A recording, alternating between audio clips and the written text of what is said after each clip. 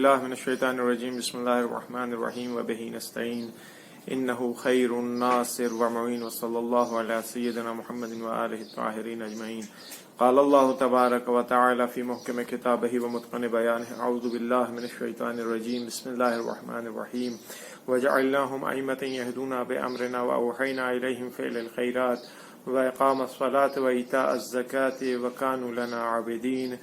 عزیزان محترم ناظرین کرام، 25 شوال المکرم امام صادق علیہ السلام رئیس مکتب جعفری، فقہ جعفری، یہ وہ نام ہے ہمارے مکتب، ہمارا مسلک، ہمارا مذہب آج اگر پہچانا جا رہا ہے تو اس امام حمام کے نام سے۔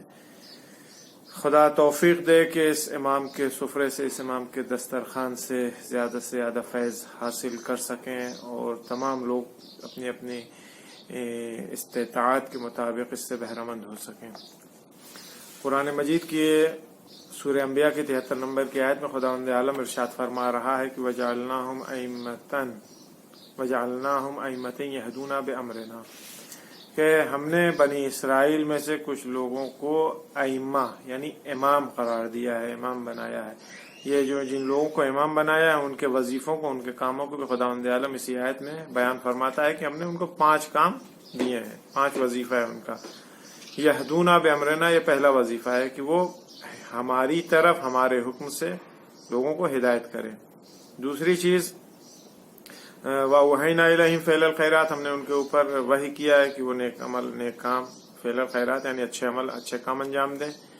وَإِقَامَ الصَّلَاةِ، تیسری چیز جو ہے نماز کو قائم کرنا۔ چوتھی چیز ایتاء الزکوٰۃ، زکوٰۃ کا ادا کرنا، یعنی صرف زکوٰۃ ہی نہیں بلکہ تمام رقومات الہیہ کے جو خدا کا حق ہے اس کو ادا کرنا۔ اور 5ویں چیز جو ہے وہ وَكَانُوا لَنَا عَابِدِينَ، کہ یہ ہمارے بندے ہیں، ہماری عبادت کرتے ہیں، یعنی خدا کے علاوہ کسی دوسرے کی عبادت کا یہاں پہ تصور نہیں ہے۔ یہ 5 چیزیں جو ہیں یہ انبیاء ائمہ بنی اسرائیل، یعنی وہ افراد جو بنی اسرائیل کے امام تھے، کیونکہ خداوند عالم خود کہہ رہا ہے کہ ہم نے ان میں سے کچھ کو امام قرار دیا، ائمہ بنایا ہے، تو ان کے لیے خداوند عالم نے جو وظیفہ ان کے مشخص کیا ہے یہ صرف اور صرف بنی اسرائیل سے مخصوص نہیں ہے بلکہ تمام نمائندگان الہی، تمام رہبران الہی، ان کا وظیفہ اور ان کی ذمہ داریاں بھی یہی تھیں۔ لہذا آدم سے لے کر کے خاتم تک اور خاتم سے لے کر کے آج تک جتنے بھی نبی اور نبیوں کے بعد ائمہ اطہار یعنی امامان معصوم گزرے ہیں یا خود ہمارے آخری امام کا زمانہ ہے، ان تمام کی ذمہ داریاں، سب سے پہلی ذمہ داری، سب سے پہلا وظیفہ اور ڈیوٹی ان کی یہدون بامرنا ہے، جو اس آیت میں جس کی طرف اشارہ کیا گیا ہے کہ ان کی ذمہ داری ہدایت ہے، ہماری طرف، خداوند عالم کی طرف ہدایت ہے، یعنی دوسری جگہ یہ نہ جانے پائیں، دوسرے راستوں پر نہ چلنے پائیں، خداوند عالم کے راستے پر چلیں، خداوند عالم کی طرف ہدایت دینا ہے۔ اچھا، یہ آج جس ٹاپک کے اوپر گفتگو کرنی ہے وہ بھی یہی ہے کہ امام صادق علیہ السلام کا ہدایتی نقش کیا تھا، یعنی کس طرح سے انہوں نے ہدایت فرمائی ہے۔ البتہ یہ مختص صرف امام صادق علیہ السلام سے نہیں، ہمارے تمام ائمہ سب ہادی ہیں۔ ہم زیارت میں بھی پڑھتے ہیں کہ السلام علیکم، السلام علیکم یا ائمۃ الہدیٰ، یعنی ائمہ ہدا، ہدایت کرنے والے ائمہ، آپ کے اوپر ہمارا سلام۔ یا دعائے ندبہ کے فقرے ہیں کہ این صاحب یوم الفتح و ناشر و رایت الہدیٰ، پرچم ہدایت کو پھہرانے والا کہاں ہے؟ امام زمانہ اسلام اللہ علیہ کے سلسلے میں کہتے ہیں اشہد انک الامام الہادی والولی المرشد۔ امام رضا علیہ السلام کی زیارت میں تمام ائمہ ہمارے ہادی ہیں، ہدایت کرنے والے ہیں۔ لیکن آج جس چیز کے سلسلے میں گفتگو کرنے میں امام صادق علیہ السلام کی زندگی میں ہم دیکھیں کہ کیسے امام علیہ السلام نے ہدایت کی ہے، کیونکہ ہر وہ انسان جو رہبر ہے، رہنما ہے، اس کا کام ہدایت ہے۔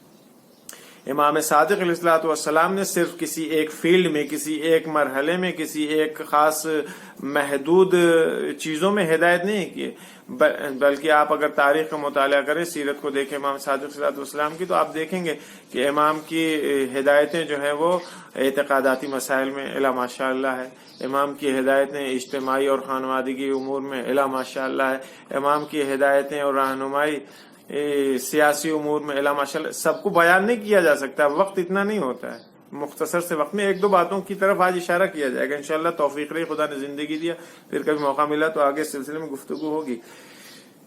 اعتقادی اعتبار سے آئیے دیکھتے ہیں. دیکھیے ہمارے یہاں بھی سبھی کے ساتھ ہوتا ہے، ہم ہیں، آپ ہیں، زید امر وقت، کوئی بھی دنیا میں کوئی بھی، وہ یہ نہیں کہہ سکتا کہ وہ ہر طرح کے شک و شبہات سے پاک اور منزہ ہے. نہیں، شکوک اور شبہات یہ انسان کے ذہن میں آتے ہیں، کوئی بری چیز نہیں، آنے بھی چاہیے. اگر شبہات ذہن میں نہیں آئیں گے، البتہ شبہات کا آنا اور اس کا باقی رہ جانا غلط ہے. شبہات آئیں اور اگر اس کا فوراً علاج ہو جائے، مداوا ہو جائے، صحیح جواب مل جائے، تو یہ شبہات برطرف ہو جاتے ہیں اور یہ انسان کی ترقی اور اس کے آگے بڑھنے میں اس کے لیے مددگار ثابت ہوتے ہیں. لیکن اگر کسی شرم و حیا اور نہ جانے دوسرے مسائل کی وجہ سے اگر یہ شکوک اور شبہات ذہن میں انسان کے باقی رہ جائیں اور وہ ڈاکٹر تک نہ پہنچ پائے شبہات اور شکوک، تو اس صورت میں یہ قاتل واقع ہوتا ہے، انسان کو برباد کر دیتا ہے. امام صادق علیہ السلام کی خدمت میں ایک جوان آتا ہے ایک شبہ لے کر کے. البتہ وہ یہ کہہ کے نہیں آتا ہے کہ حضور میرے پاس ایک شبہ ہے، آ کے کہتا ہے کہ فرزند رسول ابن رسول اللہ، میں خدا کو نہیں مانتا، میں منکر خدا ہوں. ایک دم اس نے آ کر کے امام سے اسی طرح سے کہا. البتہ دیکھیے آج کا زمانہ جو ہے وہ انٹرنیٹ، سوشل میڈیا، اگرم بگرم، دنیا بھر کی ترقیاتی زمانہ ہے، بہت زیادہ ماڈیفائڈ جسے کہہ لیجیے. تو لہذا شبہات اور نہ جانے شکوک، الٹے سیدھی چیزیں ذہنوں میں آنا یا لوگوں کی طرف سے، دشمنوں کی طرف سے یاد کرنا، یا ہمارے جوانوں کے ذہن آلودہ ہوتے ہیں ان چیزوں سے.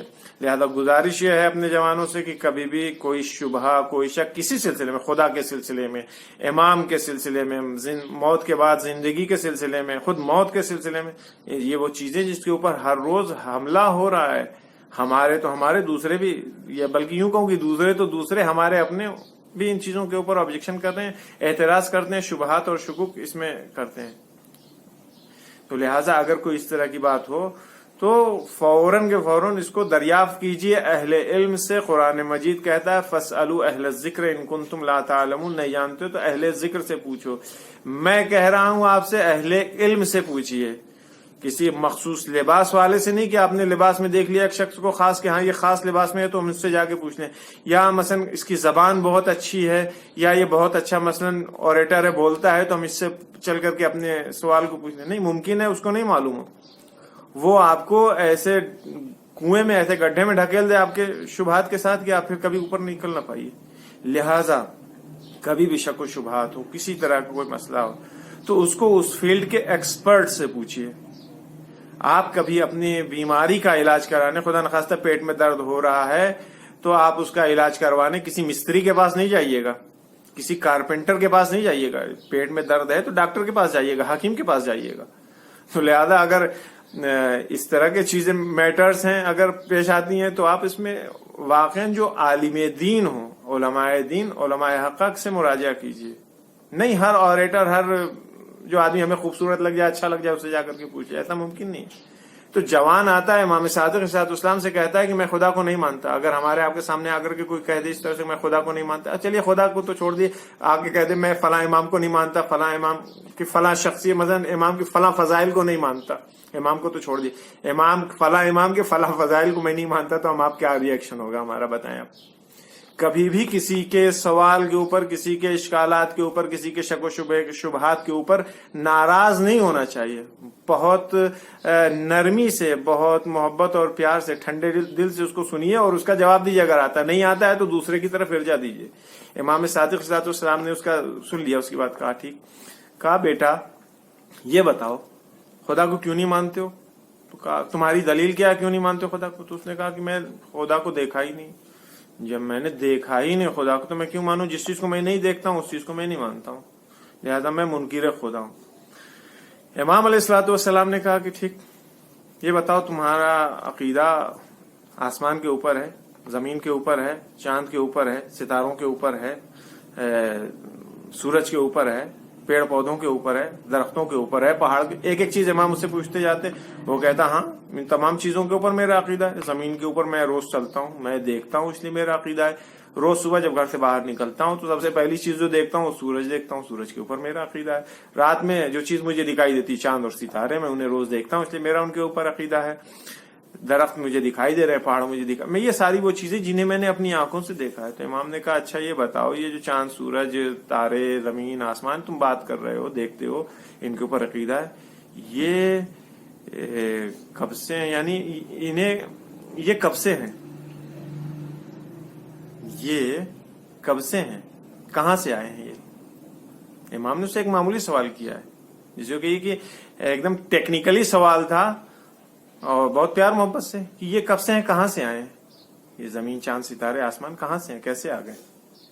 اب وہ بڑے چکر میں پڑا جوان کہ اگر میں امام سے کہہ دوں کہ یعنی جسے کہیے کہ اسلامک اسٹوڈینٹس کی زبان میں اگر کہیے، طلاب علوم دینیا کی زبان میں کہیے، تو امام نے اس سے پوچھا تھا کہ یہ ساری چیزیں حادث ہیں یا قدیم ہیں، یعنی روز اول سے ایسے ہی ہیں، اپنے آپ ہو گئی تھیں، یا خداوند عالم نے انہیں بنایا ہے، یعنی کوئی بنانے والا ہے اس کا؟ یہ امام نے اس سے پوچھا کہ حادث ہیں یا قدیم. تو اس نے کہا اگر میں کہہ دوں کہ یہ بنائی ہوئی چیزیں ہیں تو خدا فوراً امام پوچھیں گے کہ تو یہ بتاؤ کس نے بنایا، تو میں پھنس جاؤں گا، مجبوراً مجھے کہنا پڑے گا خدا نے بنایا. تو اس نے کہا کہ صاحب وہ فرزند رسول میں کچھ نہیں جانتا، بس یہ جانتا ہوں کہ یہ چیزیں بہت پہلے سے ہیں اور ملینوں سال سے اور بلینوں سال پہلے سے یہ موجود ہیں، چاند بھی ہے، سورج بھی ہے، زمین بھی ہے، آسمان بھی، سب کچھ. تو امام نے فوراً ہی وہیں پہ اس کی چوڑی ذرا سا ٹائٹ کیا. امام نے کہا خوب، ابھی مگر تم نے یہ نہیں کہا تھا کہ جس چیز کو تم نہیں دیکھتے ہو اس چیز کو نہیں مانتے، جس چیز کو دیکھتے ہو صرف اسی کو مانتے ہو. کہاں؟ تو کہا یہ بتاؤ تم ملین سال پہلے، بلین سال پہلے تم موجود تھے جب چاند ستارے آسمان زمین یہ ساری چیزیں بن رہی تھیں، بنانے والا بنا رہا تھا، تو تم نے دیکھا تھا کہ انہیں مانتے ہو؟ پھنس گیا تھا، کوئی جواب ہی نہیں بچتا تھا. فوراً امام کے ہاتھوں کے اوپر اسلام لے کر کے آیا، شہادتین اس نے جاری کیا، اقرار وحدانیت خداوند عالم کے اقرار کیا اس نے، رسول اللہ کی رسالت کی گواہی دیا اس نے. یہ اعتقادی اعتبار سے ہے. امام کیسے رہنمائی کرے، کیسے ہدایت کرے؟ ڈنڈا لے کے نہیں، اس کے پیچھے لگ گیا، ڈانٹا نہیں، اس کو پھٹکارا نہیں کہ تم مولد ہے، کافر ہے، ہٹ میرے پاس سے، بھاگ یہاں سے. اگر آج ہمارے سامنے کوئی اس طرح کی چیزیں کہ ہم فوراً اس کو وہابی، نہ جانے بے دین، مشرک کیوں ہم کہیں کسی کو؟ بھائی ممکن ہے اسے نہیں معلوم ہے، علم نہیں ہے اس کے پاس، اس کو نہیں پتا ہے. ہمارا کام ہے اس کی ہدایت کرنا، اس کو بتانا. آپ بتا سکتے ہیں بتائیے، نہیں بتا سکتے دوسرے کی طرف رہنمائی کر دیجئے جو ہدایت کر سکے، لیکن کسی کو اس طرح سے دور نہ کیجیے اپنے آپ سے، کیونکہ یہ صفات اچھی صفات میں سے نہیں ہے. خیر، اسی طرح سے سید حمیری اپنے زمانے کے بہت بڑے عالم دین، اصحاب ائمہ میں سے ہیں. سید حمیری کا واقعہ پھر کبھی سنیے گا. لیکن سید حمیری وہ ہیں جو کیسانی مذہب تھے، یعنی امام حسین علیہ السلام کے بعد انہوں نے محمد حنفیہ کو اپنا امام مانا اور اس سلسلے کو ادامہ دیا. امام صادق علیہ السلام کے زمانے میں سید حمیری تھے، نہ امام صادق کو امام مانتے تھے اور نہ ہی ان کے اوپر ان کا کوئی عقیدہ تھا. لیکن یہ معلوم تھا کہ یہ فرزند رسول ہیں، رسول اللہ کی نسل سے ہیں. کبھی کبھار صاحب سلامت ہو جایا کرتی تھی. صرف 2 جلسے امام صادق علیہ السلام، یعنی جسے کے لیے 2 میٹنگ امام نے کیا ان کے ساتھ، گفتگو کا سیشن، ٹاکنگ سیشن امام نے ان کے ساتھ 2 جلسے 2 میٹنگ کیا. اس کے بعد سید حمیری نے اپنا وہ دین چھوڑ دیا، امام صادق علیہ السلام کے معتقد ہوئے، امام کی امامت کا اقرار کیا، تمام دوسرے ائمہ اطہار کی امامت کا اقرار کیا. امام نے ہدایت کیا. یا وہ جوان ہشام ابن حکم جو امام صادق علیہ السلام کا خاص صحابی ہے، یعنی معروف ترین صحابیوں میں سے، یہ وہ جوان تھا جسے امام جب مناظرہ ہوتا تھا کلامی چیزوں کا، خدا کے وجود کے سلسلے میں یا دوسری اس طرح کی چیزوں کے سلسلے میں، تو امام صادق علیہ السلام اپنی طرف سے ہشام ابن حکم کو بھیجتے تھے مناظرہ کرنے کے لیے. امام کا خاص صحابی اور شاگرد تھا. لیکن یہ خاص کیسے بنا، کبھی اس کی طرف بھی توجہ کی. ہشام ابن حکم اصلا خدا کو قبول نہیں، منکر خدا تھا، وہ خدا کو نہیں مانتا تھا. چبر اسد امام جب خدائی کو نہیں مانتا تو خدا کے بنائے ہوئے امام کو کیوں مانے گا وہ؟ امام علیہ الصلوۃ والسلام نے اس سے بھی صرف 2 میٹنگ کیا تھا، 2 بار اس سے گفتگو کیا تھا. 2 گفتگو کا نتیجہ یہ ہو گیا کہ ہشام ابن حکم رضی اللہ ہو گئے، امام کے خاص صحابیوں میں سے ہو گئے، جسے یعنی امام علیہ الصلوۃ والسلام کو ان کے اوپر فخر تھا. یہ ہے طریقہ ہدایت کا، امام اس طرح سے ہدایت کرتا ہے، یہ اعتقاداتی مسائل پہ. لیکن اس کے علاوہ جو سماجی مسائل ہیں، خانوادی مسائل ہیں، سیاسی مسائل ہیں، امام نے سب میں، ہر فیلڈ میں امام نے ہدایت کیا ہے. آنے والا آتا ہے، کوئی آ کے امام سے کہتا ہے کہ خدا نے تو روزی کا وعدہ کیا ہے، آپ فرزند رسول ہیں، آپ کی دعا قبول ہوتی ہے، ہمارے لیے دعا کر دیے، خدا ہم کو خوب ساری روزی دے دے، ہمیں کچھ کرنا نہ پڑے، محنت نہ کرنی پڑے. ہم آپ ہوتے تو کیا کرتے بتائیے؟ اپنی پوزیشن بنا لیں کہ ہاں جی انشاءاللہ ضرور دعا کریں گے. لیکن امام صادق علیہ الصلوۃ والسلام کے سامنے جب آ کر کے شخص نے یہ کہا کہ آپ دعا کیجئے ہمارے لیے، خدا ہم کو بغیر محنت کیے ہوئے، بغیر زحمت کیے ہوئے خدا ہم کو روزی دے دے. امام نے ایک دم اسٹریٹ فارورڈ اس کو منع کر دیا. امام نے کہا میں تمہارے لیے دعا نہیں کروں گا. خداوند عالم تم شرم کرو اس چیٹی سے. وہ چیٹی اتنی معمولی سی چیز، چھوٹا سا جسہ، لیکن وہ گرمیوں میں سردیوں کے لیے اپنے آذوقے اکٹھا کرنا شروع کرتی ہے. پوری گرمی بھر وہ محنت کرتی ہے، اپنے وزن سے زیادہ سامان اٹھا کر کے لے جاتی ہے، اور تم چاہتے ہو کہ خداوند عالم تم کو بیٹھے بیٹھائے تمہارا پیٹ بھر دے، تمہیں دولت سے نواز دے. امام نے اسے منع کر دیا. ایک شخص آتا ہے امام صادق علیہ السلام سے کہتا ہے کہ فرزند رسول میں حج پر جانا چاہتا ہوں لیکن میرے پاس پیسہ نہیں، میں مقروض ہوں، میرے عیال زیادہ ہیں، آپ ہمارے لیے دعا کیجیے. امام علیہ السلام نے کہا دیکھیے یہاں پہ کیس دوسرا، وہاں کیس دوسرا تھا. عیال وار ہیں، مقروض ہیں، امام سے دعا کے لیے کہا. امام علیہ السلام نے کہا ٹھیک ہے میں دعا کروں گا، لیکن اس کے ساتھ ساتھ تمہارے لیے ضروری ہے، لازم ہے کہ تم محنت کرو، زحمت کرو، کوشش کرو، تلاش کرو. جتنی زیادہ لیس للانسان الا ما سعى، انسان کو اتنا ہی ملتا ہے جتنی وہ کوشش کرتا ہے. تم جتنی زیادہ محنت کرو گے اتنا زیادہ تمہارے روزی میں اضافہ ہوگا. ہاں دعا اپنی طرف سے ہے، میں دعا ضرور کروں گا، تم بھی دعا کرو. امام علیہ السلام نے ایک نسخہ بتایا جو ہمارے آپ کے سبھی کام آئے گا. امام علیہ السلام نے فرمایا کہ ہر نماز کے بعد اس جملے کو، اس دعا کو پڑھا کرو، اللہم صلی علی محمد وآل محمد واقض عنی دین الدنیا ودین الآخرہ. دین دنیا سے مراد یہ دنیاوی قرض ہے جس کے لیے اس نے کہا تھا کہ امام آپ دعا کیجیے کہ خدا ہماری مدد کرے، ہمارا قرض اتر جائے تاکہ میں حج کر سکوں. ودین الآخرہ جو ہے یہ دین آخرت کو امام نے بتایا کہ یہ حج ہے، اس سے مراد آخرت کا قرض جو ہے وہ حج ہے. یعنی اس دعا کو پڑھو، خدا تمہارا قرض بھی اتار دے گا، تمہیں حج بھی نصیب کرے گا. اس طرح سے امام نے کیا. ایک چیز اور، آخری چیز آج کے سلسلے میں، ہمارے معاشرے میں بہت بیماری ہے. بیماری کیا کہنے سے تو فخریہ سمجھا جاتا ہے. آج کل کے زمانے میں کوئی چیز بیماری نہیں ہوتی ہے. بیماری کو اگر بیمار کو بیمار کہتے تو مارنے کے لیے دوڑ پڑتا ہے. البتہ یہ اخلاقیات ہے. امام نے اخلاقی اعتبار سے کیسے ہدایت کیا. ہمارے ہاں اس چیز کو برا نہیں سمجھا جاتا ہے. ہم کہیں بیٹھے ہوئے تھے، کسی زید کے پاس بیٹھے تھے، بکر کی بات ہو رہی تھی. آ کر کے بکر سے ہم نے پھر شکوہ لگانا شروع کر دیا. لکڑی جسے کہیے، لکڑی لگانا، نہ جانے آگ لگانا، چغلی کرنا، جو بھی آپ کہہ لیجیے، اسے سخن چینی، ادھر کی بات ادھر کرنا. امام صادق علیہ السلام کے زمانے کی بات ہے، خود حضرت کی زندگی موجود ہے کہ ایک شخص، امام بیٹھے ہوئے تھے، ایک شخص آتا ہے امام کے پاس، آ کر کے کہتا ہے فرزند رسول میں ابھی آپ کے چچیرے بھائیوں کے پاس تھا، وہاں گیا تھا، وہ آپ کے سلسلے میں بڑی برائیاں کر رہے تھے، بہت بری بری باتیں آپ کو کہہ رہے تھے. ہمارے آپ کے سامنے کوئی آیا، آ کر کے اگر کوئی کہے کہ وہ آپ کے فلاں رشتہ دار یا آپ کے چچیرے بھائی یا آپ کے فلاں عزیز آپ کو اس طرح سے کہہ رہے تھے، ہم کیا کریں گے؟ فوراً آمدنا سے ڈکنا. کوا کان لے گیا، کوے کے پیچھے بھاگنا شروع کر دیں گے. کان ٹٹول کے ہم نہیں دیکھیں گے کہ ہمارا کان ہے یا نہیں ہے ہمارے پاس، کوے کے پیچھے بھاگیں گے. کوئی آ کے ہم سے کہہ دے گا، جھوٹ سچ کچھ لگا دے گا، ہم فوراً دل میں لے کے بیٹھیں گے، ہاں ارے وہ تو ہے ہی ایسے، چار برائی ہم ان کی شروع کر دیں گے. اپنے دل کے اندر ایک کینہ رکھ لیں گے. کس بنیاد کے اوپر؟ فلاں آدمی نے کہا، وہ تو بڑا بیچارہ ہمارا خیر خواہ تھا، اس نے آ کے ہم کو بتا دیا، ورنہ ہم تو اس کو بہت اچھا آدمی سمجھ رہے تھے. یہ گناہ ہے، کبیرہ ہے آگ لگانا، یہ گناہ ہے. خداوند عالم یہ دیکھ لیجئے کہ آگ لگانا، چغلی کرنا، جو اس طرح کی ادھر کی ادھر کیا جاتا ہے، یہ اگر جس انسان نے یہ برائی بیان کی ہے اگر غلط ہے، یعنی وہ سامنے والے میں پائی نہیں جاتی ہے وہ برائی، تو یہ اس نے ایک تہمت لگائی ہے. غیبت جو ہے وہ اپنی جگہ ہے، اس کا گناہ ہے، تہمت کا الزام گناہ بھی اس کے حوالے جو تہمت لگائی ہے. یہ جو آ کر کے ادھر کی ادھر کر رہا ہے، اس کے اوپر بھی گناہ ہے. یہ حرام کام ہے، گناہ کے آتش جہنم سب کے انتظار میں ہے. لہذا ان چیزوں سے بچانے کی ضرورت ہے. ان چیزوں کو مذاق اور ہنسی تفریح میں نہیں لے کہ بہت آسانی سے ہاں ہم گزر جاتے ہیں، ہر چیز کی توجیہ ہمارے پاس ہوتی ہے. نہیں، امام صادق علیہ السلام سے آ کر کے کہا اس شخص نے، امام فوراً اپنی جگہ سے اٹھتے ہیں، وضو کیا امام نے، وضو کرنے کے بعد 2 رکعت نماز پڑھی. یہ بڑا خوش ہوا کہ ہاں امام نماز پڑھ رہے ہیں، بد دعا کریں گے اس کے لیے ہاتھ اٹھا کے. جیسے امام نے ہاتھ اٹھایا، یہ خوش ہوا کہ اب امام بد دعا کریں گے اس کے لیے، لیکن امام نے ہاتھوں کو اٹھایا، کہا میرے اللہ، جس شخص نے جس عزیز نے ہماری برائی کیا ہے، ہماری غیبت کیا ہے، ہمیں برا بھلا کہا، اللہ میں اسے معاف کرتا ہوں. میرے مالک تیرا کرم، تیری رحمت مجھ سے کہیں زیادہ ہے. اللہ تو اپنے رحم و کرم سے اس کی مغفرت فرما، اس کو معاف کر دے. اس انسان نے دیکھا کہ ارے یہ تو ہم آئے تھے یہاں کچھ کرنے، امام تو اس کے لیے مغفرت کی دعا کرنے. امام نے اس سے پلٹ کے کہا یہ کام بہت گناہ کا کام ہے، یہ کام صحیح نہیں. امام صادق علیہ السلام نے اس طرح سے ہدایت کیا ہے عمل کے ذریعے. کونوا دعاۃ الناس بغیر السنتکم، کی زندہ مثال ہے یہ چیزیں. امام نے عمل کر سیدھے نہیں کہا کہ وہ تم ہمارے پاس آ کر کے ادھر ادھر کی آگ نہ لگاؤ.